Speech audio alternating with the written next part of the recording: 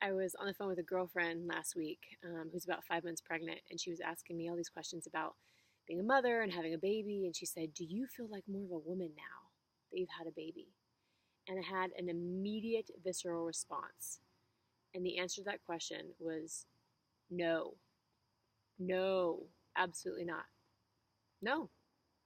And I think she was a little surprised by the answer, but I was actually shocked that I had that really, really true reaction to that question because what what else would make me feel like a woman? Doing one of the most like womanly, feminine, potentially empowering things there is to do in this life is to give life to another being.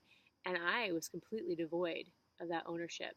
And so I've been exploring that a lot this last week by asking myself and asking other women, well, what does make me feel like a woman? What makes you feel like a woman? And I realized that I have been operating under a very, very old definition that I had really claimed for myself back like pre-baby and pre-marriage and pre-dating even, when I was really, really exploring my femininity and deciding that it was safe and okay to be a woman and to be sexy and expressive and powerful and sensual. And so those were the ideas that I had kind of glommed on to being a woman is, oh, I'm only a woman if I can be really sexy and really free and really out there in the world doing my thing and having, all this power, that I get to like spray around into my life. And I felt not connected to those things since becoming a mother. I've shared that a lot with you guys about feeling like my sense of self and sense of identity and my sovereignty has really been challenged, and my independence and all those things that I once locked into what it means to be a powerful woman. So, what I'm realizing through this exploration and through this inner excavation is that I need to redefine being a woman for myself because I want to feel powerful again. I want to feel connected to that inner source of pleasure and juice and vibrancy inside of myself. But I cannot do that if I'm still playing by these old rules, by this old definition. And that's what we do all the time, is that early in our life, we decide something. We decide something is true, and then we carry it with us throughout our timeline. And whether or not we are living by that truth or by that old truth really, really affects how good we are able to feel about ourselves or our lives or what we're doing. So we're constantly needing, that's like the crazy, beautiful, amazing thing about pleasure is that we're constantly having to redefine that for ourselves. And so that's what I'm doing. I'm redefining what it means to be a woman. And I invite you to do the same thing too. It's like write down or like talk about it with your girlfriends or pick up your journal and just start writing like what feels womanly to me. And look at that list later and decide, where did I come up with that?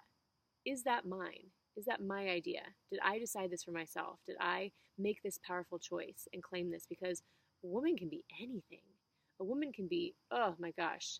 I mean, I want your lists. I want everyone's lists because it's going to be so juicy and so amazing to see the vastness of what it is to be a woman on this planet.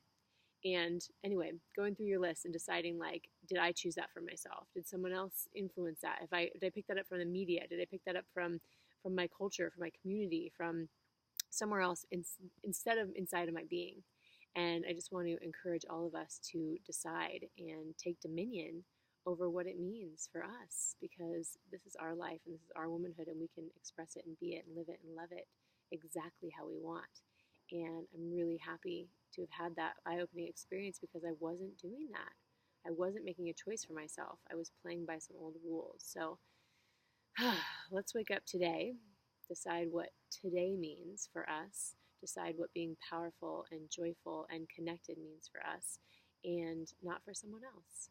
This is our life, and it is yours. It is yours to do however you want. So please, want what you want, like what you like, be pleased by the things you're pleased by, and don't let anyone else tell you how to do it. You are exquisite, and I'm so, so grateful to know you.